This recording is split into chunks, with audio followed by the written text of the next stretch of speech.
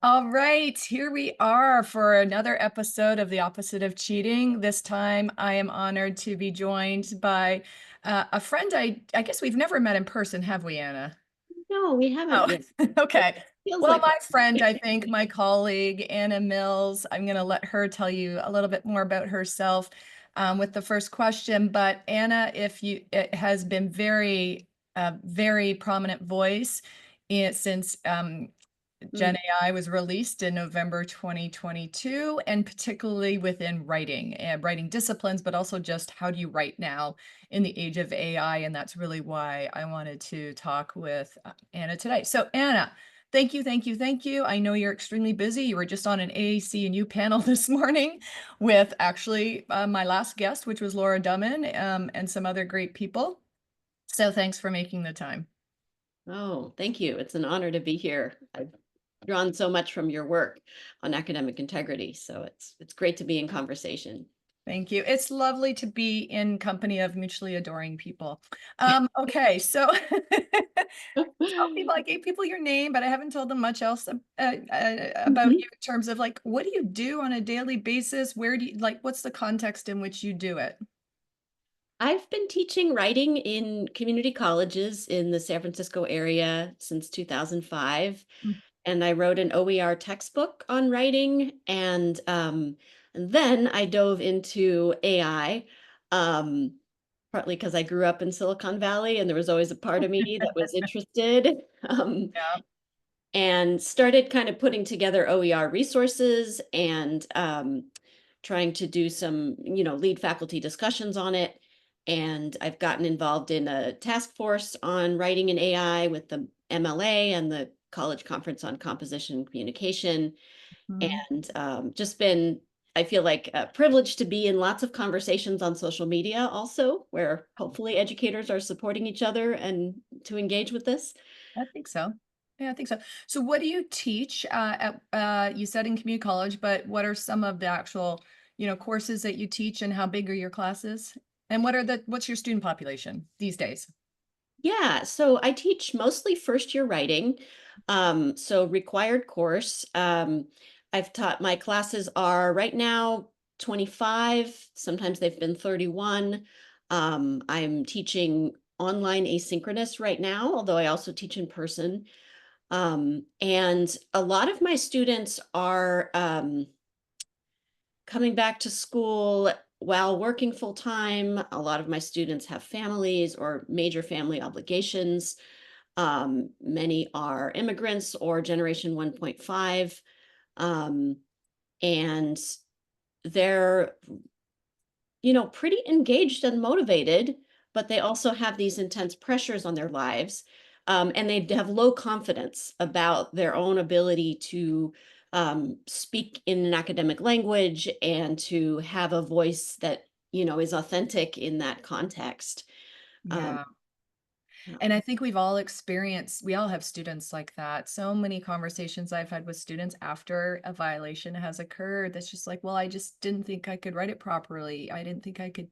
I so identify that. I tell them the story. I should have had it ready to show, but I tell them the story about being an undergrad and wanting to sound smarter maybe or something, and so I had back then, I'm old to everybody, I had the hard copy thesaurus beside me, and I would write a sentence, or maybe I'd write the whole paper. I don't remember my actual process, and then I would go through and look for better, bigger, older words, right? Yep. And it was third year in my psychology major. One of my psych profs said to me, like, what is this? And I said, and I told him my process. He says, knock it off. Don't sound like you. You don't sound like you. You sound like you're trying too hard, and I'd rather just hear what you have to say. And when I tell students that, especially as a first language, English is a first language, and I'm talking to students who's maybe not their first language, I just see this sense of relief come over them. Like I'm not oh, it's not just me. Yeah. And I think it's Yeah. important that we share those stories with students. Do you? Definitely. I share a lot about my own struggles with the writing process and with confidence and sort of how hard writing is sometimes and how it feels impossible. and how I have to coax myself to, with those lines like, the worst draft in the world is, that's what I'm aiming for. Yep. I just got to get something down. Yeah. And really trying to give them credit for any step in the process, and also trying to engage with, just show genuine interest in their ideas Yeah. and in the kind of conversation we can have through writing and commenting on our readings. Yeah. That's awesome, and I think that's really important because I think those of us who write a lot, sometimes we forget how hard it still is, and sometimes we forget how hard it was when we were novices, when we were starting out, and how vulnerable it feels almost like for Yeah, some people, singing is really vulnerable, and I think writing has that same kind of sense, like it's very personal. well, it's true. Yes. So undoubtedly, as an instructor of writing, you have dealt with cheating before. We're going to get to that later, but I first want to hear your story about your first, if you can remember the first time or your first memory of learning about academic integrity, that phrase. Do you remember when it first occurred to you, maybe as a student or a teaching assistant or an instructor? Well, it's not exactly about the phrase, but the first memory that comes to mind is actually being an exchange student in a high school in Spain. I hadn't seen a lot of cheating around me. Maybe I wasn't aware of it until I was in the required Latin class, where all of my classmates found no meaning at all in what they were learning, and they were not interested. So they'd tell me to sit at the front of the class and ask the retired, ex-priest some questions so that he would be distracted and they could copy. And I didn't feel so great about that. But I did understand that there was a complete disconnect, in terms of the sense of meaning and purpose, and that he was an authoritarian. And there was no attempt to talk about why they were learning this or how it was useful for them. Um, and then, Okay. Well, this is the most important follow-up question I'll probably ask you today. Did you have to ask those questions in Latin? no, I did not. Okay. I was behind everybody. I Okay. had not taken required Latin, so Okay. In Spanish, you had to ask them? I did. Yes, Okay. it was all in Okay. Spanish. All right. Yeah. So are you fluent in Spanish too? You You know, said I'm getting there. okay. Yeah, certainly. Okay. Yeah, yeah. Well, so specifically, I really wanted to talk to you about your evolution, or your journey, I guess I should say, your journey the last, what, 2.5 years, specifically since Gen AI came out. I know you were delving into AI before that, delving, like how I did that, delving into AI before that, but really when, Gen AI Mhm. hit the streets and our students started using it quite regularly. Tell us about your journey through this last 2.5 years of being a writing instructor and how you've dealt or not dealt Mhm. with the influence of artificial intelligence on your assessments and on students learning how to write. Yeah. Well, I felt coming out of kind of the OER, open educational resources world, and just my ethos as a teacher, I wanted to be really open and straightforward with students, and to, acknowledge that there's this new thing and we're trying to figure out what this means, and that I'm concerned they would miss a learning experience, if they used it in certain ways. Um, and I think, my textbook really focuses on why we're learning to write and what's the purpose of each thing we're doing. So really just emphasizing that was important. Mm, But I did feel already like I would need to set boundaries, even though I myself was excited to experiment with AI. And I thought that students could get something out of AI feedback. And that's really the direction I've gone, to say, mhm, let's give it a role, but the role is limited. It's not supposed to revise your work. It's not supposed to give you, specific ideas or wording, but it can be a sounding board, and we should question what it's saying as well, yeah, not just take the feedback as gospel. yeah. um, so I wanted to give it a place, Mhm, but a limited place, alongside human feedback and human interaction. And in first year writing, I don't want them to miss that experience of writing an essay over the course of days or weeks, and seeing, that their ideas are becoming clearer, that, in the end, they have this piece that represents their own words, their own thinking, the evolution of that thinking, something they want to share with other people. And I still want them to have that experience. And I think I do need to set some guardrails for that to happen. And I knew from my teaching that I could focus on intrinsic motivation and supporting students, but there would still be cases where students would try to cheat, and it would be relatively rare, but it would happen, and I would need to do something that felt not just shrug my shoulders and pass them, but to say, look, this is not you haven't done the learning yet. It hasn't happened yet, and I can't pass this. Yeah. And that's been my approach with AI, is trying to find, well, what do I do in that moment when that happens? Mhm. Um, So a few follow-up questions. So it sounds like you've kind of created your own chatbot for students to use to get feedback before maybe you started working with my essay feedback, or were you always using my essay feedback for that? I was using my essay feedback pretty Okay. early. I kind of teamed up as a volunteer advisor with Yeah.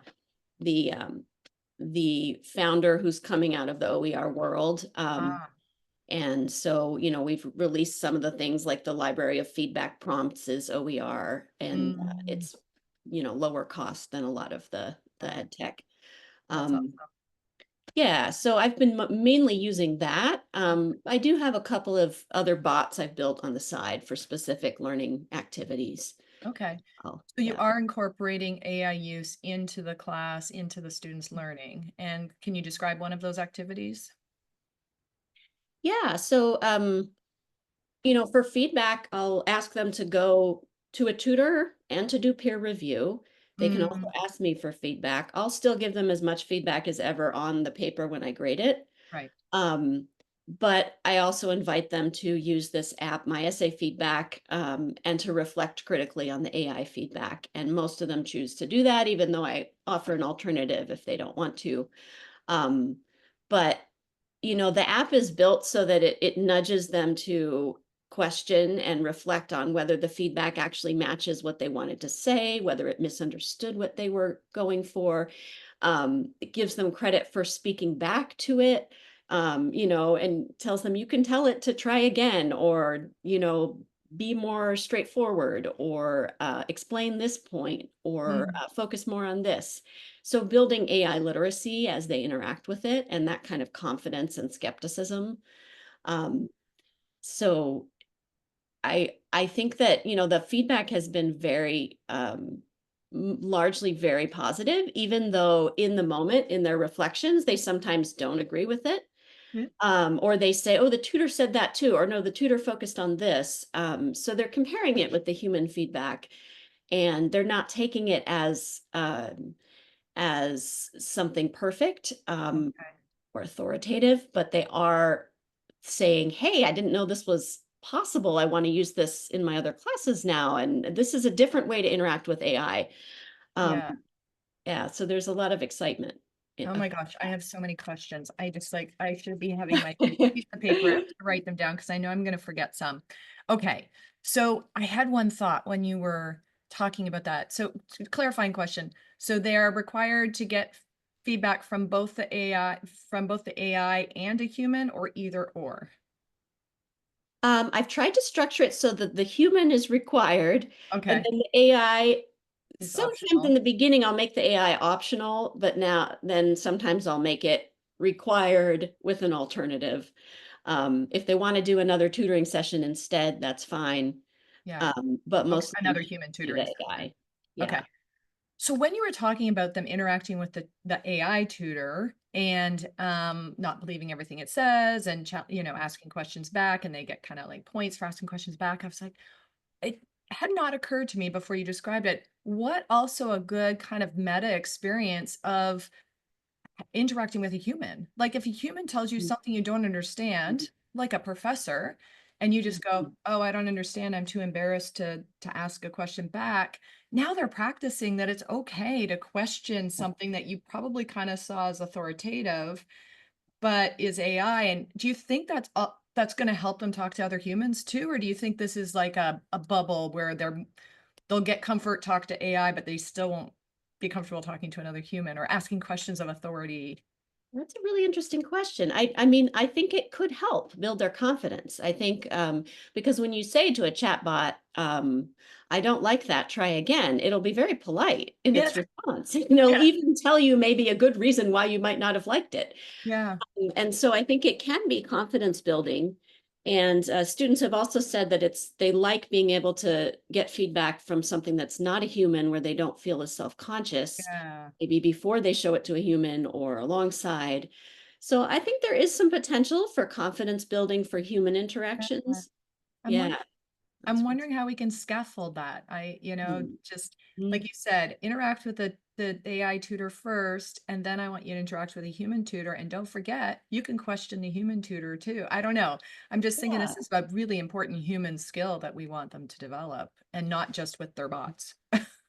Yeah, and another thing that, I often feel like I should be writing more positive comments and spending more of my time being really specific about what impacted me in their writing and why. And so AI feedback can also just be encouragement when that's what they need, that mirroring back. Yeah. Yeah. Yeah. Well, I have found I've been working with Claude to write a creative, like a narrative, Mm. fictional narrative, because Oh, I've forgotten how to be a creative writer because I think school, schooled that out of me. And I find I gave it a role. I told it to be a developmental editor or development editor, not to co-write it with me, not, and uh-huh. it took us a bit of time back and forth, but now it stays right in its lane and it doesn't go outside of that unless I ask it to. Oh, So it's been wow. fun. Oh, that's fantastic. Yeah, yeah. It's interesting. Okay, so we have to talk about, like you said, you can increase their self-efficacy, their sense of, confidence in their ability to write. You can give them all the intrinsic motivations, and yet, some students are still going to maybe cognitively offload too much to the to Gen AI to do their writing for them. So what do you do in that circumstance? And I know you've been public about your coming around to how detectors might be useful. So talk to the folks about what you do when you suspect a student has got, like I said, leaned on it too much and maybe undermined their own achievement of the learning objectives. Well, first, I do try even in the syllabus and the initial discussions to kind of clarify that I will have some processes for accountability, and one is asking them to share the process history, at least, a report on time spent on the document and what was copied and pasted. I've used different platforms for that, using Grammarly authorship, but also another app that works with Google Docs. And so, I have also told them they can opt out of that by meeting with me instead for 5 to 10 minutes to talk about their process. So I'm aware that that process tracking can be gamed. There are unfortunately free apps that will auto type the AI text into a Google Doc, and even insert errors and typos and fix them. Um, but I do think it's a deterrent and it does reduce misuse. And then last semester, I had a student who it was very clear it was not his writing, based on, he'd also written things in class and social annotation and from his speech. It was a completely different polished style. And yet it looked like it was okay on the process tracking. And so I did have to say to him, look, we'll have to go through this academic integrity process because he was denying it and denying it. And I think it was when he realized that someone else was going to use a detector on his work, that he Uh, decided to admit it. okay. Um, and then in the end, he kind of thanked me and said, I don't want to waste any more of your time. And I felt like it would have been a disservice to that student to pass him Yes. because he was smart and interested in some moments, but also for some reason needing to push back against authority and see if he could prove that he could do this. And, Mhm. you know, um, it was really important to me that he had this, as a parent, I felt like I know my kids need moments sometimes when you just say, "No, it's not gonna work, honey." Yeah. You gotta do the learning or you gotta do the work. Um, and that was when I decided that I would tell my students this semester that I might ask them to submit their work to a detector if there was a Okay. question about it in my mind. And I also tell them I know that detectors sometimes wrongly flag things as Mhm. AI, that I wouldn't use that as the sole evidence, um, but that some recent research has suggested that some detectors are fairly accurate. And I really leaned on Chris Ostro's literature Yes. review of our on AI detection Yes. recently. And just listen to a good podcast with him as Oh, well. cool. Yeah. Yeah. I listened to him on, I think, teaching in higher ed. Yep. Yep. I'll Mhm. put that link in the notes for folks too. Great. Yeah, that was a really good episode for folks who haven't seen it yet, or listened to it yet. So, what about this idea about process tracking and using detecting tools is surveilling our students and we should just Uh, trust them? What's your thought on that? well, I mean, I've really appreciated your voice saying we don't need to we don't need to do this as surveillance. There's also a practice in teaching of close observation, of Hmm. sort of witnessing of student work. And that's what we do when we proctor or we ask them to do in-class writing.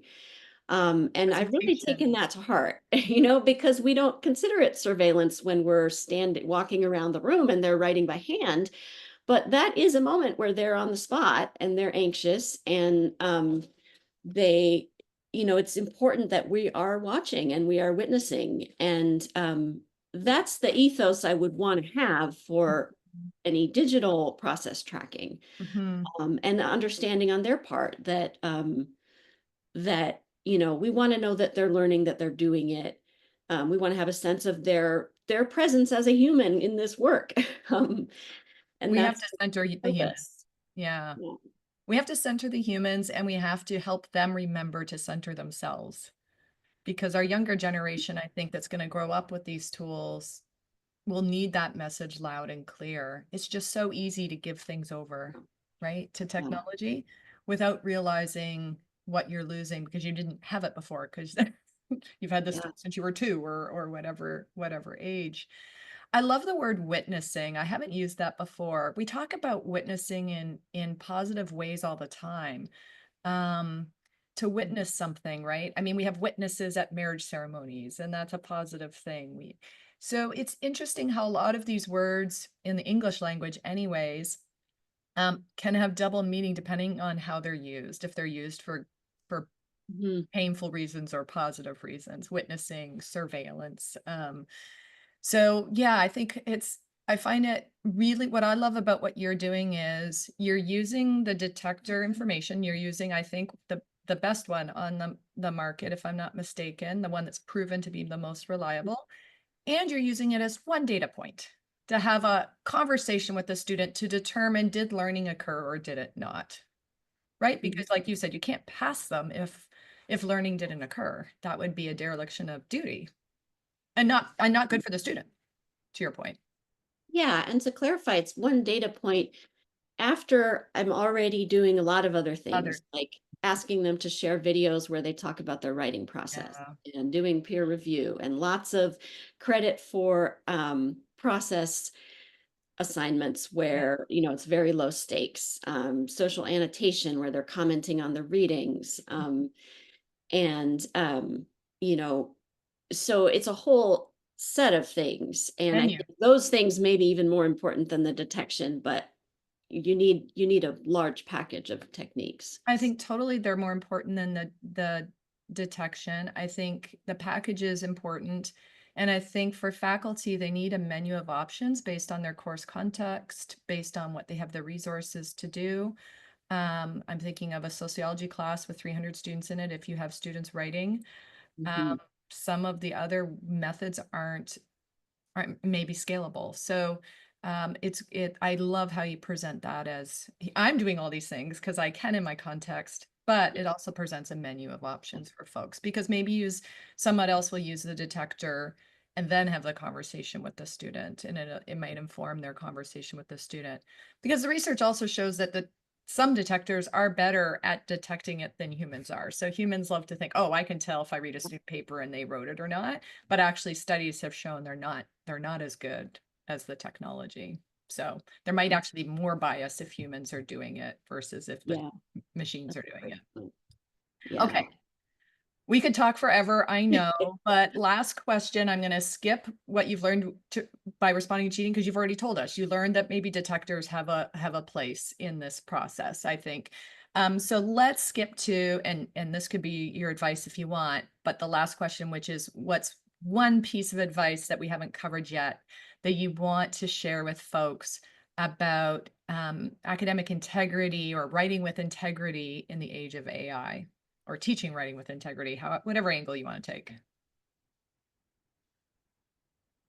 Um, well, I think it helps me to kind of be humble and straightforward with my students that this is an evolving process, that I want to make sure that they're learning, that I don't want to be intrusive, um, that, I don't want to do it in the way that feels like surveillance, but we do need to have some accountability and guardrails. And here's what I'm doing right now, and trying to create a space in which they can talk back and be in conversation with me about how that feels. Yeah. Um, and so like one of the things is I like that the Grammarly process tracking lets the student see the report before I see it, Mm, and it allows them to not include the recording of every word they ever typed in the document, mm. if that's something they feel really Like, self-conscious I hate this about. stupid effing assignment, like they could delete. Yeah, right. Or like when they're free writing, like I told them to do, and then it's stream of consciousness, and I Right, right. teacher. Yeah, Yeah. yeah. And so like we can make choices about how to do things, and it's not going to be perfect, but we can be open and authentic with our students about what we're trying to do and why, and invite their input as well. I love that. Okay, so let's sum that up.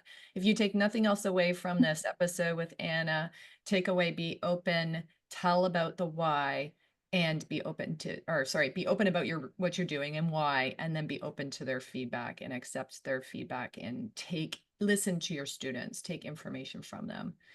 Uh, Anna Mills, thank you so much. Always a pleasure. And I look forward to sharing this video with folks. And please, we'll include some links. Let me know. We'll chat after. Let me know what links you want to include, and we'll share those with folks too. Great. The pleasure is mine. Thank you Thank so much you. for having me. Yeah.